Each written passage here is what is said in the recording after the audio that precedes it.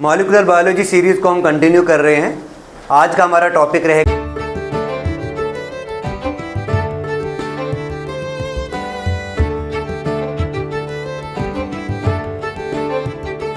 Transfer RNA. Transfer RNA के साथ साथ हमने पढ़ना है मैसेंजर आरएनए और हम देखेंगे कि what are the functions of RNA. ठीक है ना। तो सबसे पहले हम डिस्कस करेंगे ट्रांसफर आरएनए को। तो दिस ट्रांसफर आरएनए को हम टीआरएनए भी कहते हैं। ये जो टीआरएनए है it is also known as soluble RNA. इसे बहुत सॉल्युबल हो जाता है इसलिए इसको हम सॉल्युबल आरएनए कहते हैं।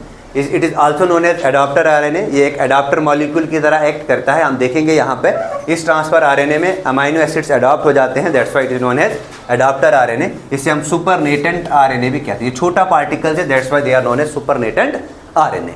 Now what is basically tRNA? TRNA ये एक स्मॉलेस्ट आरएनए है, ठीक है ना, कंसंट्रेशन के हिसाब से स्मॉलेस्ट आरएनए है। उसके बाद ये 15% ऑफ टोटल आरएनए बनाता है। अगर हम आरएनए की बात करेंगे सबसे पहले राइबोसोमल आरएनए, उसके बाद नेक्स्ट आता है हमारे पास ट्रांसफर आरएनए और फिर आता है मैसेंजर आरएनए। ठीक है ना। ये 80% है, ये 15% है और ये 2 to 5% होता है। क्लियर है ये चीज़? नाउ उसके बाद अगर हम देखेंगे this transfer RNA it is made up of 75 to 85 nucleotides. 75 से 95 न्यूक्लियोटाइड्स का ये बना होता है। स्ट्रक्चरली अगर हम देखेंगे दिस ट्रांसफर आरएनए में ये it shows variability in structure, है ना। ये प्राइमरी स्ट्रक्चर भी शो करता है, सेकेंडरी स्ट्रक्चर भी शो करता है और टेरिशरी स्ट्रक्चर भी शो करता है। लेकिन अगर हम मॉलिक्यूलर बेसिस पे देखेंगे तो हमें सेकेंडरी और टेरिशरी स्ट्रक्चर इसके लिए इंपॉर्टेंट हैं। और आपकी क्लास के मुताबिक जो सेकेंडरी स्ट्रक्चर यानी कि 2 डायमेंशनल स्ट्रक्चर जो है वो इंपॉर्टेंट है।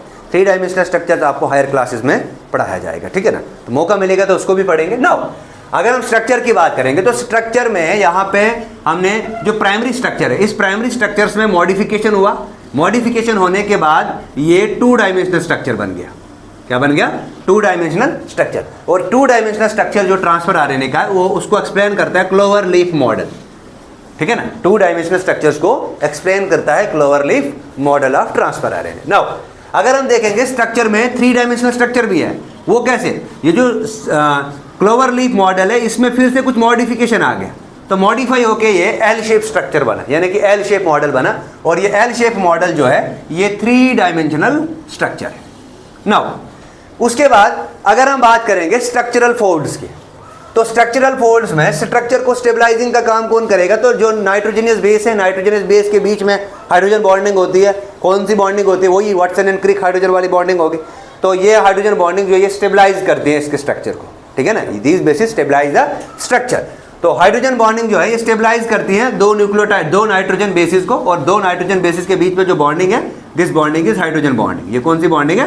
हाँ जी, यहाँ पे डबल हाइड्रोजन बॉन्ड है और यहाँ पे ट्रिपल हाइड्रोजन बॉन्ड है। हमने पढ़ा था ट्रांसफर आरएनए में जो बेस पेयरिंग होती है, जैसे कि एडेनिन जो है वो यूरासिल के साथ बेस बनाता है, वो थाइमिन के साथ बेस वो थाइमिन के साथ बॉन्डिंग नहीं करता है, तो साइटोसिन तो गवानिन के साथ बेस बनाएगा। नाउ इसके अलावा यहाँ पे कुछ एडिशनल बेसिस भी होते हैं, ये मोस्ट इंपॉर्टेंट है। कुछ एडिशनल बेसिस होते हैं। एडिशनल बेसिस जैसे यहाँ पे सीडोयूरिडीन होगा, डाईहाइड्रो यूरिडीन होगा, आइनोसिन एसिड होगा, मिथाइल गवानिन होगा और मिथाइल अमाइनो प्यूरिन होगा। नाउ अगर हम स्ट्रक्चर की बात करेंगे no this is basically the structure of clover leaf model. Structure की अगर हम बात करेंगे तो स्ट्रक्चर में यहाँ पे 4 लूप्स आती हैं। Loop 1, loop 2, loop 3 and loop 4। सबसे पहले हम लूप 3 की बात करेंगे। लूप 3 जो है वो वेरिएबल लूप है। एक तो ये माइन्यूट सी लूप होती है और ये वेरीज करती है। वेरिएबल क्यों बोलते हैं? क्योंकि स्पीशीज टू स्पीशीज वेरी करती है। क्लियर है ये? नाउ अगर हम लूप फर्स्ट की बात करेंगे, लूप फर्स्ट को कहते हैं DHU loop. What is DHU? Dihydrouridine. What is DHU? This DHU stands for dihydrouridine. This dihydrouridine यहाँ पे एक एंजाइम काम करता है। इस एंजाइम का नाम है अमाइनो एसिड सिंथेटेज। और ये अमाइनो एसिड सिंथेटेज क्या करेगा? ये अमाइनो एसिड सिंथेटेज जो है अमाइनो एसिड की सिंथेसिस करेगा। जाहिर सी बात है, सिंथेटेज मतलब सिंथेसिस करना, तो अमाइनो एसिड की सिंथेसिस ये इस लूप पे होगी, डाईहाइड्रोक्सीयूरिडीन लूप पे होगी। तो ये लूप ये basically 5 prime to 3 prime tRNA है, टीआरएनए का स्ट्रक्चर। दूसरा लूप आता है यहाँ पे, इसको कहते हैं एंटीकोडान लूप। और ये जो एंटीकोडान लूप है यहाँ पे 3 एंटीकोडान्स है और ये 3 एंटीकोडान्स जो है ये अनपेयर्ड होते हैं। यहाँ पे पेयर आके कौन करेगा? कोडान करेगा। ठीक है ना। और जाहिर सी बात है एंटीकोडॉन के ऊपर जब कोडॉन जुड़ेगा तो न्यूक्लियोटाइड बनता है। क्या बनता है? न्यूक्लियोटाइड बनता है। तो न्यूक्लियोटाइड ही बेसिक बिल्डिंग है, न्यूक्लियोटाइड ही बेसिक बिल्डिंग है। नाउ उसके बाद नेक्स्ट आती है यहाँ पे जो लूप थर्ड है, ये मैंने पहले बताया आपको, this is known as variable loop. Loop third को हम क्या बोलते हैं? वेरिएबल लूप बोलते हैं, ठीक है ना।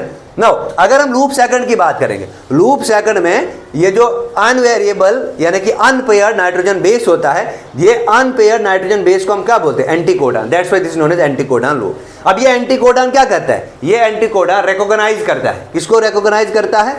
ये रिकॉग्नाइज करता है कोडॉन ऑफ एमआरएनए को, और एमआरएनए के साथ ये बाइंड होकर प्रोटीन बनाता है। क्लियर है? नाउ फोर्थ लूप आती है, इस फोर्थ लूप को हम कहते हैं T psi C loop, thymine pseudo uridine loop, ठीक है ना। साई मतलब सीडो यूरिडीन, तो ये क्या है? थायमीन सीडो यूरिडीन लूप है। और ये थायमीन सीडो यूरिडीन लूप, इसे हम कहते हैं राइबोसोमल बाइंडिंग साइट। ये जो राइबोसोमल बाइंडिंग साइट है, ये जो राइबोसोमल बाइंडिंग साइट है, यहाँ पे राइबोसोम आके बाइंड होगा, ठीक है ना। उसके बाद अगर हम देखेंगे 3 प्राइम एंड पे एक कोडॉन है, इसको कहते हैं ACC codon.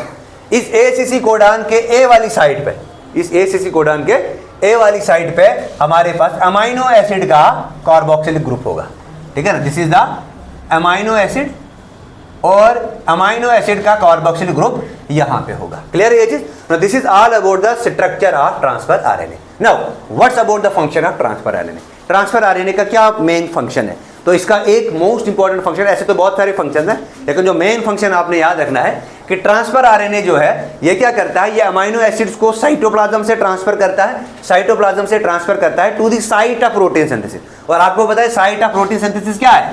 Site of protein synthesis is ribosomes, है ना। तो राइबोसोम्स तक पहुंचाने का, अमाइनो एसिड्स को राइबोसोम तक पहुंचाने का काम साइटोप्लाज्म से कौन करता है? ट्रांसफर आरएनए करता है। तो this is all about transfer RNA. Now next हमारे पास आता है एमआरएनए।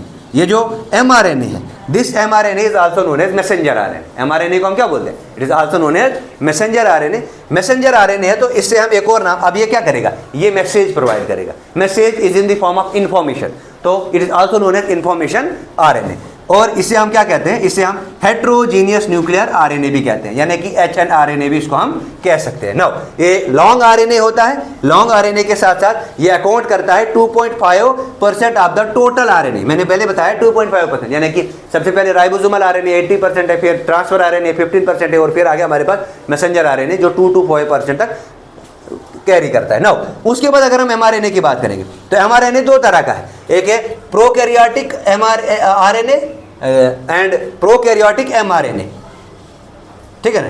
नेक्स्ट आता है हमारे पास यूकैरियोटिक एमआरएनए। देखिए अब यहाँ पे थोड़ा सा चीजें कॉम्प्लेक्स हो रही हैं प्रोकैरियोटिक एमआरएनए और यूकैरियोटिक एमआरएनए में। देखिए प्रोकैरियोटिक एमआरएनए की अगर हम बात करेंगे तो यहाँ पे एक से ज्यादा पॉलीपेप्टाइड चेन जो वो इंफॉर्मेशन कैरी करती है। अगर एक से ज्यादा पॉलीपेप्टाइड चेन यहाँ पे इंफॉर्मेशन कैरी करते हैं तो इसे हम कहते हैं पॉलीसिस्टोनिक और पॉलीजेनिक एमआरएनए, ठीक है ना। पॉलीसिस्टोनिक, पॉली मतलब मैनी, सिस्टोन मतलब फंक्शनल प्रोटीन। तो यहाँ पे एक से ज्यादा, या सिस्टोन मतलब फंक्शनल पॉलीपेप्टाइड, तो एक से ज्यादा पॉलीपेप्टाइड बन रही है तो इसलिए इसको पॉलीजेनिक या पॉलीसिस्टोनिक कहते हैं, ठीक है ना।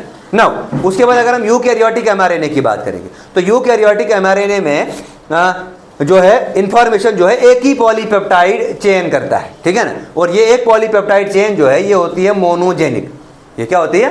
ये मोनोजेनिक होती है, या होती है ये मोनोसिस्टोनिक। तो एमआरएनए में, प्रोकैरियोट्स में एमआरएनए का नेचर कैसा है? तो ये क्वेश्चन बन सकता है पॉलीसिस्टोनिक और पॉलीजेनिक। तो यूकैरियोट्स में कैसा है? मोनोसिस्टोनिक और मोनोजेनिक। क्लियर है ये? नाउ तो फंक्शन क्या आ गया एमआरएनए का? एमआरएनए का फंक्शन आ गया इंफॉर्मेशन प्रोवाइड करना। क्या करना? इंफॉर्मेशन प्रोवाइड करना फॉर फंक्शनल